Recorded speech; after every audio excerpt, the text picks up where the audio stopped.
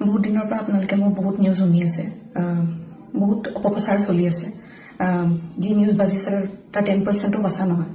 আৰু মই ইমান দিনে একো মাত মাতিব পৰা নাই, কাৰণ ইমান হেৰেছমেণ্ট, ইমান মেণ্টেল হেৰেছমেণ্ট, যোনটো কেতিয়াও মই ভাবাই নাছিলো হ'ব বুলি, সেইখিনি মই পাৰ কৰিব লগা হৈছে। আৰু বহুত ধৰণৰ নিউজ, বিভিন্ন ধৰণৰ নিউজ, য'ত মোৰ কেছটোৱে ট্ৰেডিঙৰ ওপৰত আছিলে, কিন্তু এতিয়া কেছটো অকল মোৰ ওপৰত হৈ গ'ল। আজি ফাইনেলি বহুত দিনৰ পিছত সাহস কৰি মই চাৰেণ্ডাৰ কৰিব ওলাইছো। মই ফুল কোঅপাৰেট কৰিম পুলিচৰ লগত। ইমান দিনে কৰিব পৰা নাছিলো, মই পলাই ক'তো থকা নাই, মই লুকাই আছিলো অকণমান, মই পৰা নাছিলো সহ্য কৰিবলৈ। ইমান সহজ নহয় নিউজ এটা শুনি থকা বা নিউজ এটা কৰি থাকিলে, যি মন যায় তাকে কৈ আছে, কোনো ধৰণৰ তথ্য নোহোৱাকে কথা কৈ আছে। মই ভাবিছিলো ইমানখিনি কেতিয়াও নিউজ মিডিয়াই নকৰে, ইমান তথ্য নথকাকে ইমান নিউজ নবজায়, কিন্তু আজি নিউজৰ মিডিয়াৰ ফলত মই আজি দুখী।